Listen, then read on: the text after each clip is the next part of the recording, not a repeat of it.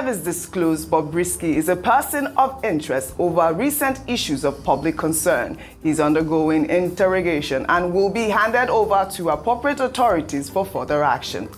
Meanwhile, the independent investigative panel set up by the federal government to investigate allegations of corruption and violations of laid down rules and regulation governing the conduct of correctional officers and the treatment of inmates has indicted a senior officer. This channel not only feed your eyes with good movies, we also bring you the hottest and the newest trend around the globe. My darlings, sit tight and enjoy this one. Joining us now is the newly crowned television presenter, Queen of the Year. Yes. Ojinika to bring us stories trending around the world. Hello, Genex, television presenter of the year. Congratulations. I just love my Arise With News. implications, With implications, Always. I'm up to date. some people, in fact, describe you, say, don't worry about implications. She's a billionaire broadcaster. Oh Lord, who said that? Oh, they have to. I'm sorry, sir. I missed the chief of staff implication Yes, yesterday. you did. Plus, world best television broadcaster, Okay, enough. opera of Nigeria. You guys are embarrassing me. Well, all right. Global I number. hope you came prepared. As always, prepared. I mean, a nice surprise. And thank you to the organizers. I believe it's Mr. Nigeria. Yes, Okay, you are perfect. fantastic. Yes, thank you Congratulations. very much. Yes. Thank you. Thank Because you. of flowers. Great. Young people. I just want to Young use people are shampoo to doing wash good hands. things. Congratulations to their company as well. I will Well, all not use right. the champagne to wash hand. I will drink it. No, but Oji, Can we don't start? Oji know it. Oh, we have to Lord. give you your We have to flowers. give you your It's an flowers honor now. well In this deserved. Okay. You know how to difficult times, celebrate some other people want to people. use So, champagne to wash. No, I will accept never your do that. celebration. So we're not just joking. I know the value. Oji won the TV Presenter of the Year. Yes. And this was an honor amongst broadcasters in Nigeria. And so congratulations. Well, and what thank they you. said was the work that you do daily and the way you navigate complex conversations and present the news to bring the most pressing issues to the front of the top, to the top burner is applauded. she's So well blushing. done. Thank you, Congratulations. Ayo. Thank you very much. When Ayo Like, said I will start the navigate, show. I said Lincoln navigator no more. We're proud of you. Well, thank you all. Thank you. And I'm grateful to Arise News for providing the platform. Well, all right. Let's begin what's trending with some breaking news. A Lagos High Court has summoned Christian Chukwuka Wigwe to enter an appearance before it to show what interest he has in the estate of the late Group Managing Director and CEO of Access Bank PLC, Herbert Wigwe. The probate registry of the court in a probate form 7 dated 21st of October 2024 and issued against Christian Chukwuka Wigwe ordered him or his legal representative to enter an appearance to declare his interest in the late Wigwe's estate, contrary to the interest of the appointed personal representative of the estate of the deceased banker Uche Chukwu N. Wigwe, the party at whose instance the warning was issued. The court warned Christian Chukwuka Wigwe, a distant cousin of the deceased, who is said to have entered a caveat on the estate of the late Herbert Wigwe, that failure by him to enter appearance, the court will have no alternative than to issue a grant of probate or administration in the late Herbert Wigwe's estate, notwithstanding the caveat by Christian Chukwuka Wigwe. All right, Dr. Abati, I guess this is a response to Chukwuka's In the affidavit statement, we go back to the Yes. statement that was issued by the Wigwe family. with the Wigwe family. I think it was signed by a certain Emeka Igwe, who is Herbert's a brother, a direct brother, sibling of the deceased. And he made it clear there, made it clear in that statement that one, that the Wigwe family is not by any reason whatsoever, not even the grandfather, trying to contest the will of the deceased Herbert Igwe. Two, that many of the statements put out there on social media will amount to clear misinformation. Three, the family said that they would not like to be dragged into any controversy because their commitment is to honor the legacy of Herbert Wigwe, a man who distinguished himself in banking, sports, education, and in various other aspects of life. It is not for nothing that at this particular time, the Wigwe University in his home village has just matriculated the first set of students. When we commented on this, we said, well, you know, the legacy of the deceased is more important. Absolutely. Now, in that same statement, the family said anybody who has any interest in the details of the will of the deceased should visit the probate registry, and that the details are available in an affidavit. Now you bring the story, you say one Christian Wigwe, who is a distant cousin. Yes. Now what the court is asking him to do is to establish his bona fide. Yeah. What are his rights? Is he directly related to Wigwe? Is he mentioned in the will itself? You know, the last testament of the deceased person. I think, look, we have to say this, whether to members of Wigwe family or to online distant cousins or online relatives or online in-laws, that Herbert Wigwe was a man who distinguished in this society, who died young but left a mark in terms of his impact and influence. And that is what should be important to all of them. There may well be extended family relations who have no jobs, because I think we are all Africans. You have people in your family, you know, who have no jobs, who are perpetually depending on you for survival. The least such dependents and those perpetual people asking, my brother, send me something for weekend. My brother, your wife has put to bed. Something you knew nothing about. I think it's a great insult to the memory of the dead. For such persons to now come up when the man is dead, to come forward and say, I have no job, he's my cousin. In what capacity? So, you know, a lot of people do that in families. I'm not saying that is the case here, but I think that the memory of Herbert Wigwe should not be desecrated, either by family or online distant cousins or whoever they may be. This particular fellow has been asked by the court to present himself or his legal representatives to prove the entitlement that he is seeking, whether that sense of entitlement extends beyond the death of Herbert Wigwe or not. Yeah. But we're all Africans, so we know what families go through. Right.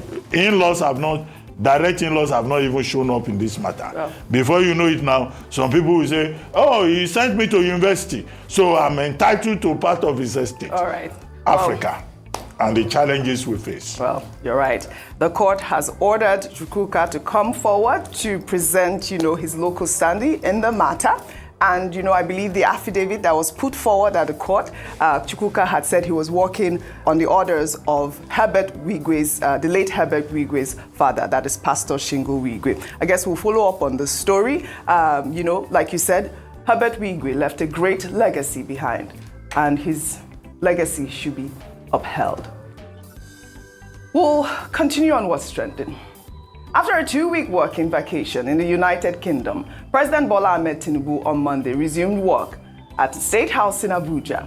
The president, who arrived the country over the weekend, spent his first day at work having meetings with some of his aides, which many see as an indication that the purported cabinet reshuffle may happen soon. Meanwhile, the special advisor to the president on media and strategy, Bayo Ononuga, has responded to those criticizing Tinubu's policies in a post on X with a 2004 tabloid. The news captioned, "More Nigerians commit suicide as OBJ's policy takes its toll." I mean, I don't know what this is all about and why Bayo Ononuga felt the need to troll Obasanjo's regime. But, you know, the policies are affecting a lot of Nigerians, and you cannot hide away from that fact. There is evidence everywhere to show that the policies has really, affected a lot of Nigerians. Let me take a reaction to Bayo Ononuga's tweet. This is from Kingsley, who wrote, "Show us one video under OBJ where a state went through this. Even the poorest state fared well. Now, welcome to 2024, where people queue to take bread home and get flogged mercilessly by military if they miss a step. Still, one supposed elder is comparing 2024 to 2004. 20 whole years ago. Indeed, shame is a luxury to some of you." Let's take a look at that video that was posted with Kingsley's tweet. you can see a white man there sharing bread to people in Ajawe Street. But this morning he shared a Bible. People were not online like this. The line was few. But now see bread line. See the white man. Can you see it?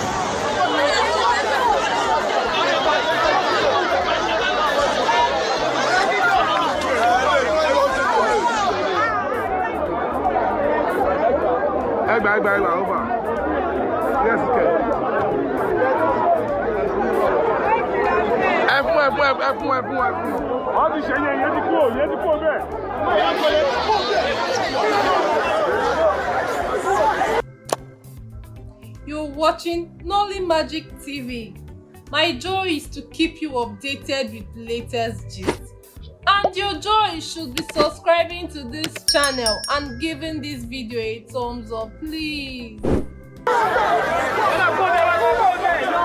they flood places to collect blood, in front of my shop for Lagos Island, hey, Nigeria, sorry for you. Because of 100 naira bread. Hey, Nigeria. Hey! Now, wow, because of 100 naira bread.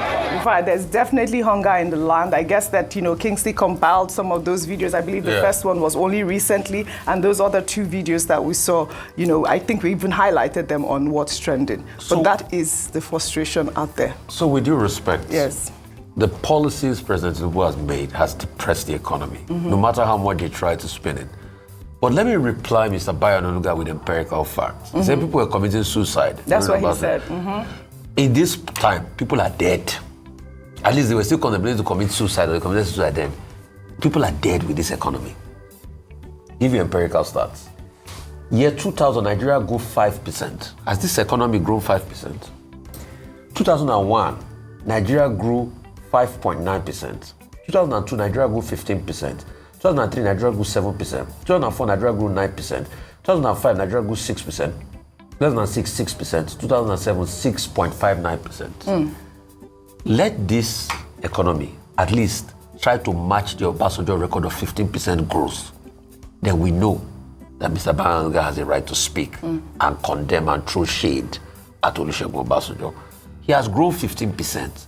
They should repeat Obasanjo's record. We are waiting for them. They still have time. The economy, as we speak, is at an all-time low. Not to say things were not hard when Obasanjo started. I'm not going to deny that fact. I don't know how to lie. Things were hard. But you saw a forthright level of growth and a way to fix the economic malaise. And we saw economic results. Mr. Bayo Onanuga and President Tinubu's government should show working. When they show working, when they grow 15%, we know they are ready. Right. I mean, yes, I know, Dr. Bati, you want to add something to this, but Ayo, I wanted you to also speak about, what's been going on in Nigeria, even the fact that the president has been in and out of the country, even with the vice president, Kashim Shettima. We're even talking about how much money has it attracted. Sure, working. But also we did some research, and also I believe the Punch newspaper, according to GovSpend, the civic tech platform that tracks analysis of the federal government's spending, showed that a total sum of 44.88 million naira was spent by the State House on getting visas for officials, including aides to the president and vice president in March 2024 alone.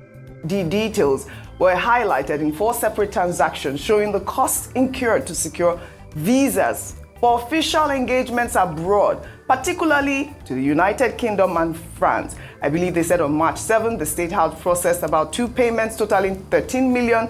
Then on March 27th, there was an amount of 31.87 million that was spent on visas for aides and members of staff of the president. It's important that we have the breakdown of these spendings. I say this because when we criticize the number of travels or the necessity of some of these travels, it's not just mere talk. It's actually because there's a significant cost to the taxpayers. And if the taxpayers are funding these travels, then we have a right to ask where, how much was realized from this trip? Does it make economic sense? Is it profitable? And should we continue to embark on these? Only recently, the president came back from his working vacation. Welcome back, Mr. President. A lot on his table for him to face. And as I was going to mention, that there are some things that are still pressing that we had said that at this time, the president ought not to have been, I said that, ought not to have been out of the country, whether for a working vacation or otherwise. I hope now he would revisit the matter of the minimum wage and the implementation of minimum wage, which a number of people have said haven't been widely implemented. This increase in fuel prices, even though it happened while he was away, now that he's back, maybe he can speak to that or address some of the concerns. The CNG presidential CNG conversion and initiative, how much have we been able to achieve in that? But going back to the amount of money spent on visas. Recall that there was a time the president had said that there was now a cap on the number of people who would travel. I'm so glad to you brought what that up. extent has that been followed? Because we just have big announcements, but we still see the status quo. The same things are happening. The same issues are still being had. We will then find out that the First Lady's office spent about a certain amount of money to fund travels abroad. These foreign relationships, diplomatic relationships are important. Yes. We cannot take that away. But when the cost to the Nigerian people is more than the benefits, then we need to begin to ask questions. Yes. When we cannot see the benefits of these travels in terms of FDIs, then we must ask questions. And so they did a fine analysis of how much money has come into the country based on these travels, looked at Sweden, Russia, travels to China and the likes, and the amount of money that's come in is paltry compared to the amount of money spent on these trips. Yes. These are questions that Nigerians are asking. Yes, and we are seeing. Okay, about visas, look, there is a diplomatic dimension to it. There is a desk at the Federal Ministry of Foreign Affairs. There is a department, a whole department in the State House, or the Office of Scope, State Chief of Protocol, that handles these things. We can take a second look at those figures and break them down and match them. But I wanted to talk about what Mr. Ononuga was saying, that in 2004 people were committing suicide under President Obasanjo. Well, Mr. Ononuga at that time was the editor-in-chief of the news. The first question you ask is, okay, if you compare 2004 to 2024, the statistics, would it be reliable? And in any case, who is conducting that search to say more people committed suicide at this time than at this other time? But I think what is important is that I don't think they should go and look for President Obasanjo's trouble. President Obasanjo has been very diplomatic with the Tinubu administration. Let Mr. Ononuga not go and provoke President Obasanjo, and he will start writing letters. Because he's the proverbial established letter writer of Nigeria. If he writes letters to this Obasanjo, Tinubu government, the content will not be palatable at all. So let them not go and provoke him. However, on the records, there are many Nigerians who believe that President Obasanjo, taking over in 1999, first of all, stabilized Nigeria. Took Nigeria through that crisis of, pro-democracy protests and, June 12 struggle. It stabilized the country. It was President Obasanjo who negotiated the debt and got debt relief of over $18 billion from the Paris Club of Creditors. And the debt was reduced for Nigeria. It was President Obasanjo who saved Nigeria from being blacklisted by the international community in terms of what we were doing with our financing. It was under Obasanjo that we had Bemuaremu, it is called. University teachers today are very angry. They are saying they are threatening to go on strike. Under Obasanjo, they were smiling. Under Obasanjo, there was a lot of development. So if you talk about the Obasanjo administration, I think we should place things in perspective. Obasanjo is not the problem of the Tinubu administration. President Tinubu himself has said he inherited a difficult situation. Let them focus on those difficulties and not go and wake up Obasanjo and look for trouble where the trouble has not come to visit Well them. said, Dr. This will be my professional advice. I love that for your which input. I will not send an invoice.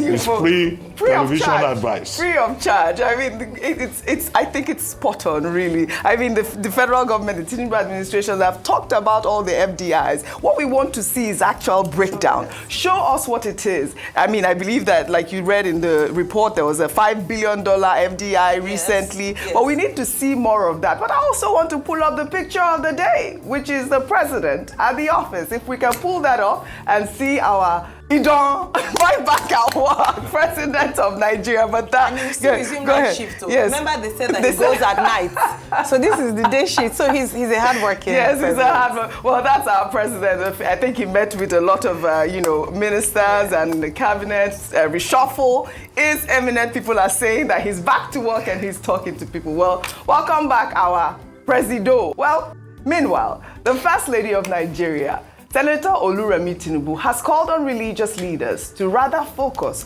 on praying and counseling the government instead of resorting to curses.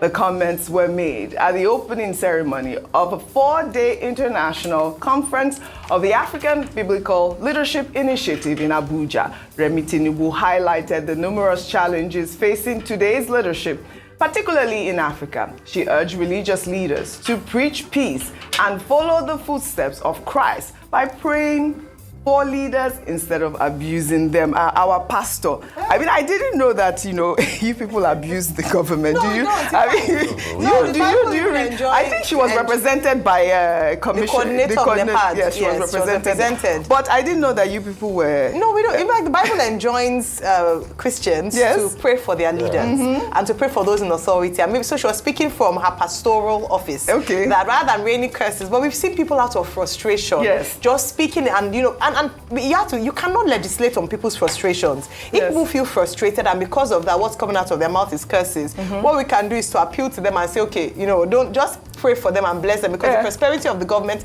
is the prosperity of the people. I don't think, though, that the religious leaders should keep quiet. Even in the times of old, in the times of the Bible, religious leaders were known to hold leaders to account and speak up for the people. So, yes, they shouldn't curse. I don't agree with cursing. Yes. Pray for the president, and we see that happen a lot of times, but also they should speak the truth and speak on behalf of their people. Yes. Very important. Always speak truth to power. And I don't think there's anything wrong with criticism at all. No, just not speak at all. truth. But don't lay curses. I know some people that lay curses on people. But meanwhile, in Cameroon, the president, Paul Biya, has returned to Yaoundé after nearly 6 weeks abroad, sparking relief and jubilation. Rumors about the state of Biya's health was raised after a prolonged absence from the country, including missed appearances at key international events. Now, Paul Biya is back. Remember, we took that report about the fact that they are even banning journalists from talking about him. 6 weeks. I mean, African leaders, please. This was a man that was farting at an international. He was farting, right? I remember that. They will arrest him, but he's not from Cameroon. He's not from Cameroon. He was farting. He's not from Cameroon. This was a man that, since he took over from Ahijo, he's been there. A whole generation has gone. He's made Cameroon go backward economically. This was a man that is trying to put his son in there. This is a man that him and his wife, Chantel, with her big hair, has fed fat at the expense of the suffering people. This is a man that oversees a country with so much potential, but cannot get anything done. Because this man has become a god unto Cameroon. Paul Biya, you will not live forever. My fear is, what will become of Cameroon after you go? Because you will have destroyed the structure of the country, which you have done, and you have made it about yourself.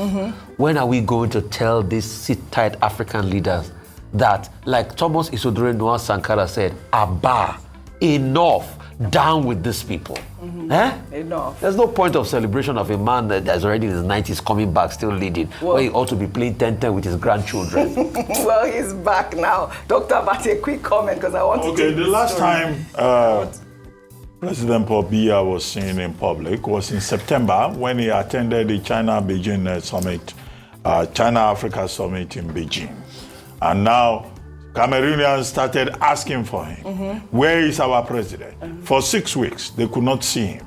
until the government of Cameroon said it was an assault on national security. If you ask for the president of Cameroon became a disappearing object that had disappeared into the Bermuda Triangle until he showed up yesterday. But they made big capital out of it. They put people on the streets to confirm to everybody that he had returned. Wearing his trademark suit, coming from Switzerland, his wife's country, where he spends most of the time. The danger here is that Paul Biya wants to run next year.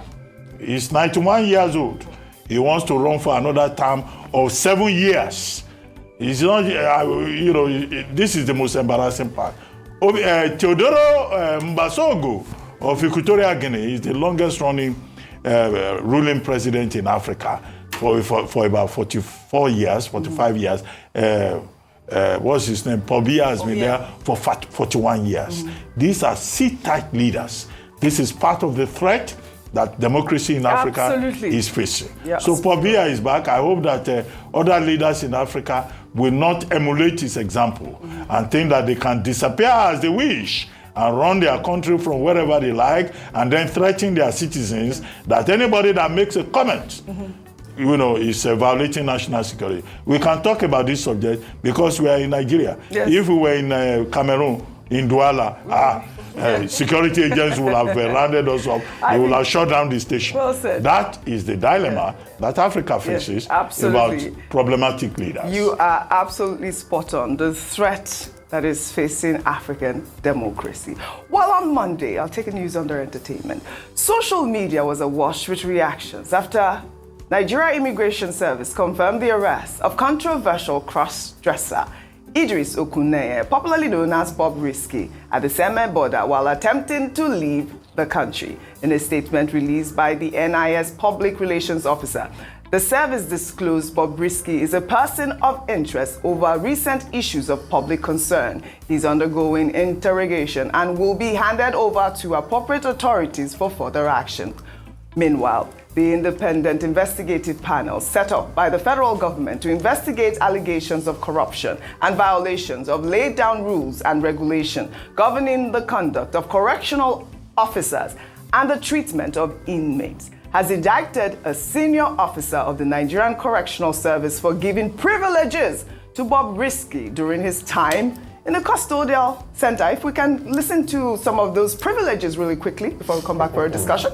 The panel also found that Mr. Okuneye Idris enjoyed several privileges while in custody, both at the medium security and the maximum security custodial centers, which include especially the following: furnished single cells, humidifier, lots of visits by his family members and friends as he desired, visit by his family members and friends held inside the office of the in charge of the custodial center, floor rug, self-feeding, designated inmates to run errands for him, access to fridge and television, and possibly access to his phone. All right, Bob Risky has been cleared, but he was in prison enjoying all these privileges, including access to fridge and all of that. Okay. I'm glad that this has come out. And first of all, well done to the Minister of Interior for the investigative panel. There are conversations around how detailed this was and the truth. But what they've established is that there was not a time when he spent time outside custodial service, but that he enjoyed, humidifier. He had an errand person within the prison services. He had visitors from guests who came in. It just shows that the correctional service in Nigeria has to be looked into.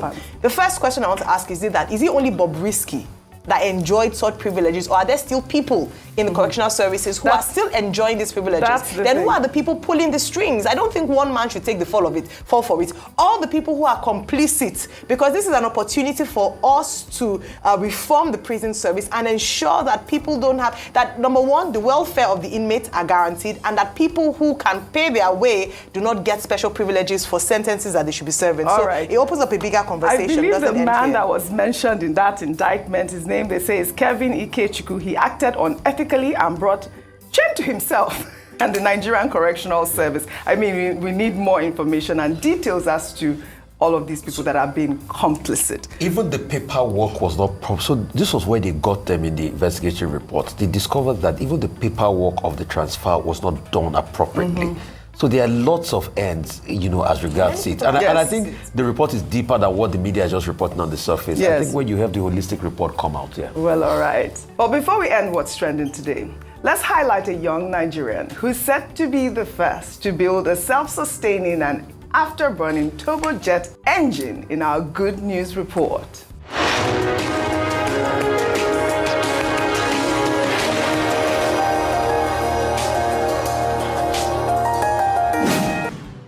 As the young people of Nigeria continue to venture into innovations to revolutionize our industrial space, a young Nigerian, Zico Agbara, has joined those looking to revolutionize the airspace. Zico, who hails from Ebonyi State, has designed a first-of-its-kind turbojet engine which uses high-pressure air from an air blower to start the engine until it self-sustains. Zico presented a prototype of the Mark III turbojet engine to the Minister of Defense, Mohammed Badaru, the Minister of Science and Technology, Uche Naji, and other military officials at the Defense Research and Development Bureau Convention, which took place on October 15th at the National Defense College in Abuja. Well, in a post on X, Zico stated that he's the first person in Nigeria and probably in Africa to build a functioning, self-sustaining, afterburning turbojet engine.